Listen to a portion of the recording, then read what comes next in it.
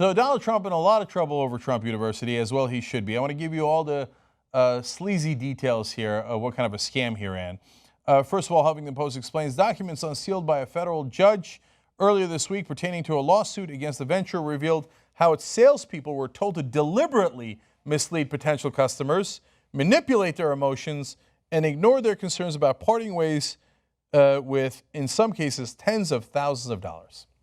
Now, the Attorney General for New York, Eric Schneiderman, went on television to talk about how this was a clear violation of the laws of New York. Watch. Which specific laws did he break?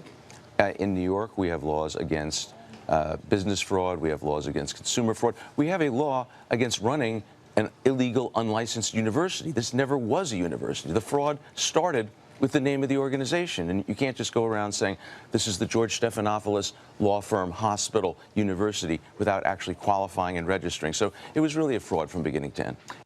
And that's why he's not allowed to use the word university anymore, and he took the name university off, because it is illegal to call yourself a university when you are clearly not one. Schneiderman has more here. What is the specific crime as you see it? It's fraud. This is a straight up fraud. It's like selling people something you say is a Mercedes and it turns out to be a Volkswagen. And even if some people say, well, I actually kind of like the Volkswagen, it's still fraud because it's not a Mercedes. This was not a university. Trump's role was really as the pitchman. And we've got his videotapes and we've got his sworn testimony, which undercuts every statement in the videotapes. He said, my hand-picked experts will teach you my personal secrets. He and the president of the university have already testified under oath. He never met the instructors. They weren't hand-picked. They weren't experts. Some of them came out of fast food and retail. And he had nothing to do with the secrets, supposed secrets that we're talking, because he had nothing to do with the curriculum. It's supposed to be about real estate, and he's picking guys from McDonald's and going, yeah, go ahead. Instruct away. He didn't even pick them. Somebody else picked them. And he says, well, I mean, was I really involved? Well, BuzzFeed found a couple of old ads for Trump University.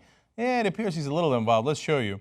I mean, this is such a classic snake oil salesman job. Here in this newspaper ad, says, investors nationwide are making millions in foreclosures, and so can you.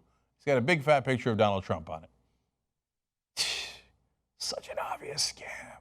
Okay, I'm going to get back to how this affects his wealth in a second. Here's a second ad from the papers back then. Are you my next apprentice? Come prove it to me.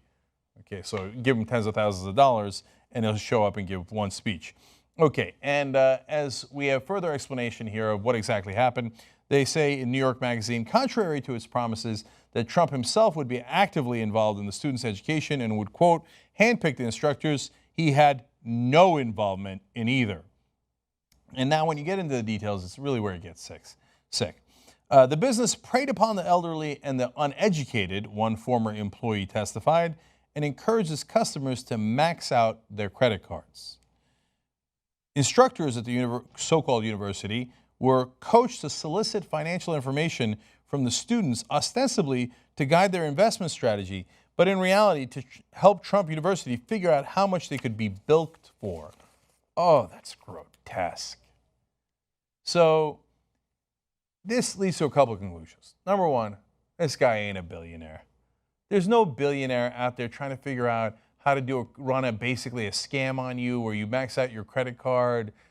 There's no, Bill Gates isn't like, all right, how do I set up Gates University, where I'll trick people and I'll say, you can learn computer programming, but I won't teach them computer programming. Instead, I'll max out their credit cards and I'll create kind of a cult atmosphere and I'll do, high-powered sales pitches to these guys and get all their money. No, he doesn't have to do that. You know why? He's a billionaire. Donald Trump is trying to nickel and dime people because he ain't that rich. This is how he makes his money. As an actual businessman, he's a miserable failure. His 4 businesses have gone bankrupt. Not 1, not 2, not 3, 4 businesses bankrupt. He doesn't know how to run a business. He only knows how to run a scam. So going back to a scam, one of the women who attended, Corinne Summer, explains that the instructors weren't really instructors. They weren't there to teach. They were, quote, instead skilled at high-pressure sales. So they lure you in, and they're like, oh, okay. Oh, how much money do you have on your credit card? Oh, yeah, that'll help me help you. $12,000? What a coincidence. This course costs $12,000. Great, max out your credit card. Give it to me. And then Donald Trump is like, yeah, I made $12,000. And now she'll be buried in debt. She won't be able to start her own business. God knows what's going to happen with her retirement. But Donald Trump made this much more money. Shameless, fraud, and not at all the incredible billionaire he claims to be. Man, if this guy actually has $10 billion like he says, and he's still running scams like this, he's the sickest man in America. Okay. One of the charts, and they have all this evidence in the case. It's not people's opinions. They have the internal documents. A chart outlines the stages of the, quote, roller coaster of emotions that a buyer will experience. The blast phase, it explains, is giving your clients hope again. They're peddling hope, and then they steal that hope from you and put in all of your money, and sometimes money you don't have, but you got from your credit cards, into their pockets. And they know they're preying upon your roller coaster of emotions. These are sick people. That's who Donald Trump is. And that's exactly what he's doing right now to scam you, not out of your money, but out of your vote. He thinks, the poor, the uneducated, it's perfect for me. Now, Hillary Clinton finally jumped in here, and I actually think this gave me a little bit of hope that she might run a tough campaign. Because, look, if you got a tough candidate, they will shred Trump on this, because he ought to be shredded on this. Well, she put out a statement saying Trump and his employees took advantage of vulnerable Americans, encouraged them to max out their credit cards, empty their retirement savings, destroy their financial futures, all while making promises they knew were false from the beginning. This is just more evidence that Donald Trump himself is a fraud. He's trying to scam America the way he scammed all those people at Trump U. So, okay, you know what? That'll make me move the odds. I was worried that Hillary Clinton was not fighting back aggressively against Donald Trump. Well, she seems to be fighting back aggressively. And sometimes you'll see stories in the media. That's because Clinton's team, and yes, believe me, the Republicans do likewise. The only guy who doesn't do it is Bernie Sanders. And I don't say that as a compliment. I think he should have done this, but oftentimes did not, is that they will, on one side, will find out all these facts and then feed it to the media, right? So here we go. Now we're finally playing hardball. And you know what? This guy's not good at hitting the hardball.